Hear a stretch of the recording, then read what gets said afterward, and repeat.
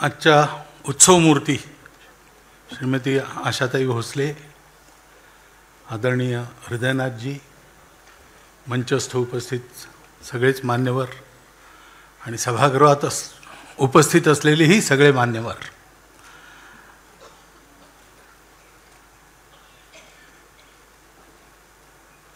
या कार्यक्रमात यायचं तर मी मागेच कबूल केलं जेव्हा माझ्याकडे निमंत्रण आलं. कारण मंगेशकर परिवाराविषयी माझ्या मनात एक आदराची भावना पहिलेपासून आहे, त्यांची भेट होण्यापूर्वीपासून आहे. हो हां, सगळे सगळे आदिनाथपासून सगळे.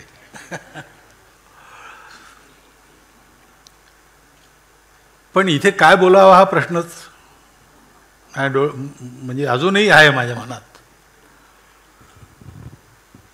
कारण संगीत हा विषय काही माझा अभ्यासाचा विषय नाही आहे, प्रावीण्याचा तर मुळीच नाही आहे. संघात आम्ही गाणी गातो, पण ती गाणी गातो असंच असतं.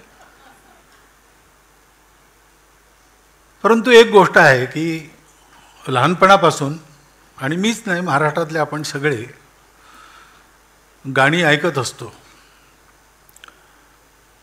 आणि थोडेफार सगळ्यांचेच कान तयार होतात. त्याच्यामुळे ताण नाही घेता आली तरी कानामध्ये एक ते सारखं संगीत गुंजत असल्यामुळे आवडीनिवडी बरोबर नेमक्या बनायला लागतात. आणि असे जे संगीताचे संस्कार झाले त्यात संगीताबरोबर भक्तीचा, देशभक्तीचाही संस्कार देणारं हे मंगेशकरांचं संगीत आहे, सगळ्यांचंच.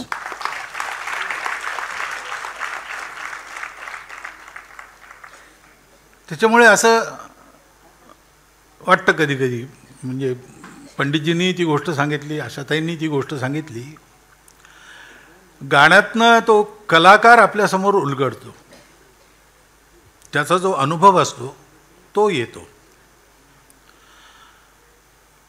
आणि तो त्याचा जसा अनुभव असेल तसा येईल. पण जाणून बुजून असेल किंवा नकळत असेल ते माहीत नाही, ते त्यांनाच माहिती आहे. लोकांसमोर आपलं गाणं जातं, आपला स्वतःचा अनुभव घेऊन जातं, त्याचा परिणाम त्यांच्या मनावर होतो. आणि त्याच्यामुळे ते लोकांसमोर कशा स्वरूपात जावं, म्हणजे तो परिणाम हा त्यांच्या मनुष्यत्वाला, त्यांच्या राष्ट्रीयत्वाला, त्यांच्या व्यक्तित्वाला अनुकूल असा असेल, असं संगीत हे आशाताईंनी, दीदींनी हे आपल्याला दिलेलं आहे, हृदयनाथांनी दिलेलं आहे. ही सगळीच गाणी तिकडून जी आलेली आहेत त्याच्या बाबतीत मला एक हे जाणवतं, गायकाची प्रत्येकाची शैली वेगवेगळी असते, गायकाचा मनोधर्म असतो, तसं गाण्याचं प्रगटीकरण होतं. परंतु त्या संगीताचं शेवटी प्रयोजन काय, केवळ मनोरंजन नाही आहे. स्वांत सुखाय बहुजन हिताय असं ते गाणं असतं, तर त्याचा परिणाम होतो. आणि तो परिणाम चांगला व्हायला पाहिजे, हिताच्या दृष्टीने हितकारी असायला पाहिजे. याचं भान ज्यांच्या संगीतातून येतं तीही संगीतकार मंडळी आहेत, गायक मंडळी आहेत. बाबूजींचंही असंच मी म्हणतो.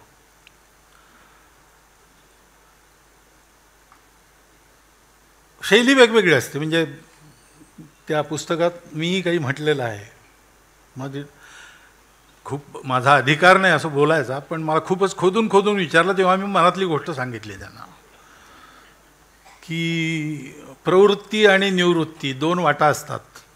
धर्माचे दोन मार्ग आहेत. धर्म म्हणजे पूजाबीजा नाही, धर्म म्हणजे समाजाला जोडून ठेवणारा, चांगला ठेवणारा, उन्नत करणारा जो जे अनुशासन असतं त्याला धर्म म्हणतात. तो धर्म दोन मार्गाने जातो, प्रवृत्तीपर, निवृत्तीपर. एक असतं की नकोच हे जग, काही नको, काही नको, काही नको, काही नको, मला फक्त सत्य पाहिजे.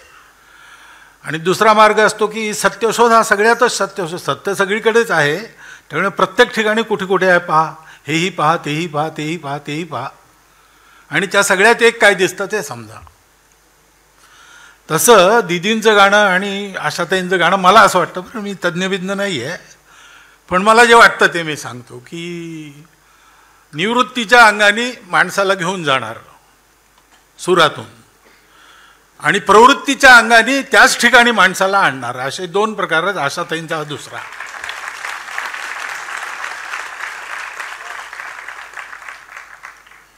आणि त्याच्यामुळे ही सगळी गाणी ऐकून संस्कार घेतले, नुसतं मनोरंजन नाही घेतलं, नुसते सूर कानात येत असं नाही आहे, तर नकळत त्यातून जी येते एक वृत्ती ती आपल्या स्वभावाचं अंग बनते. जो गाणी मनापासून ऐकतो त्याचं असं होतं, उडत उडत ऐकलं आणि वावा म्हणून सोडून दिलं, असे पुष्कळ लोक गाणी ऐकतात, पण ते काही खरं ऐकणं नव्हे. ऐकणं, दाद देणं ह्याच्या पलीकडे जाऊन ते ऐकणं, मनात उतरणं, असे पुष्कळ रसिक असतात. तर गाण्यांनी सुद्धा जीवन घडतं. असं जीवन घडवणारं गाणं हे मिळालेलं आहे. म्हणजे मी जे म्हणालो की भेटण्यापूर्वीपासून मला तो आदर वाटतो, तो आदर कशामुळे? याच्यामुळे वाटतो. स्वतःचा अनुभव येतोच, पण सावरकरांनी एखादी कविता केली, ती म्हणताना त्यांचा मनोधर्म आपल्यापर्यंत पोचवायचा हे आव्हान असतं. परवशता पाशदेव आता गाऊन दाखवलं, ती भावना पोचवायची. हे सुद्धा ज्यांना करता येतं ते खरोखर संगीताचे जादूगार आहेत. आणि जादू त्यात काही नाही, संगीत हे तर आपण नाद ब्रह्म असं त्याला म्हणतो. त्याच्यामुळे त्याच्यामध्ये सगळे सृष्टीची सगळी एलिमेंट्स त्याच्यात आहेत.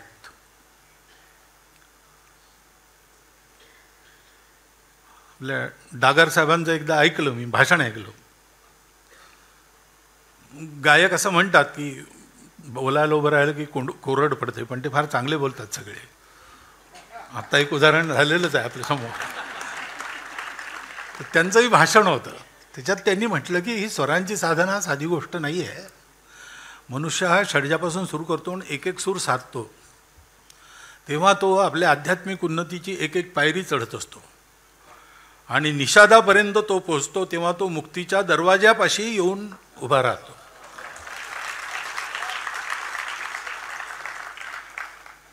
तर आता हे सगळे साधना करणारे तपस्वी लोक, त्यांचा हा अनुभव आहे तो येतो.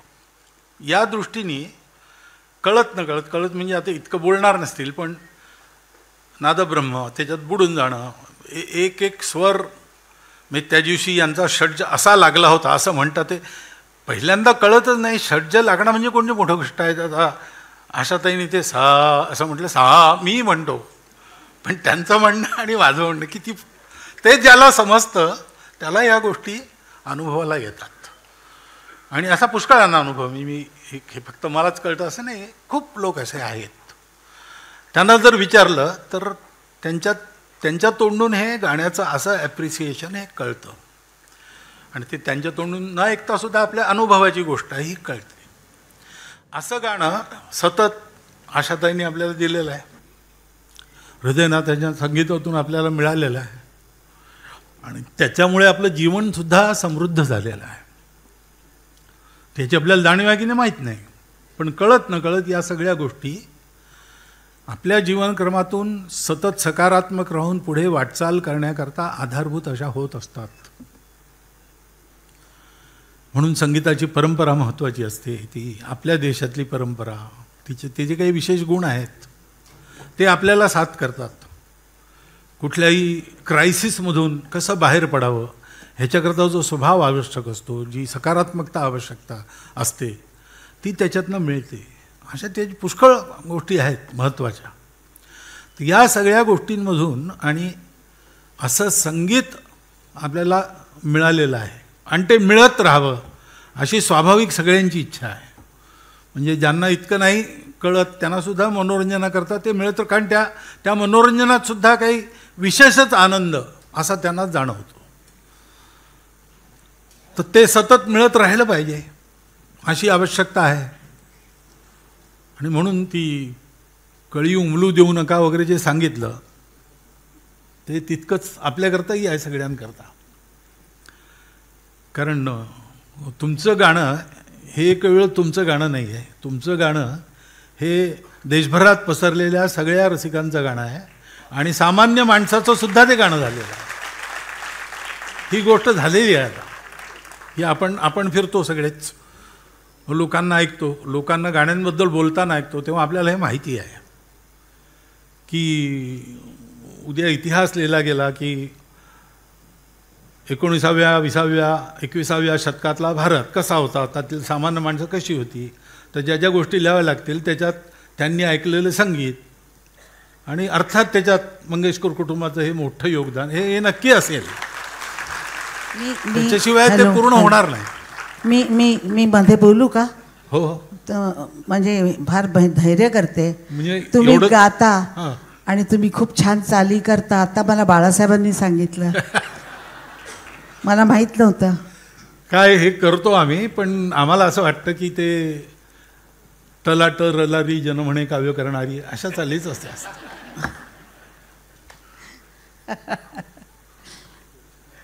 तुमची ती तपस्या आहे, जो अभ्यास आहे आणि त्यातनं जे सामर्थ्य आहे त्याच्याशी काही त्याची आम्ही तुलना करत नाही. ती त्यात ते धाडस आम्ही कधीच करणार नाही.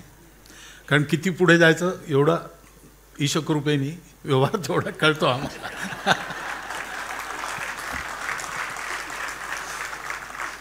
पण हे असं अहेतुक एक उपकाराचं हे ओझं आपल्यावर आहे. मी अहेतुकच आहे. स्वांत सुखाय झालं पण ते बहुजन हिताय झालं आणि त्याला कारण त्यांनाही मिळालेले संस्कार आहेत, ही परंपरा आहे. तर त्या उपकाराच्या पोटी आपण सगळी ही शुभेच्छा बाळगून आहोतच आणि ती व्यक्तही करतो की हे गाणं आम्हाला सतत ऐकायला मिळालं पाहिजे आणि त्याच्याकरता तुम्ही सतत असलं पाहिजे आणि गात असलं पाहिजे. कोणत्याही कारण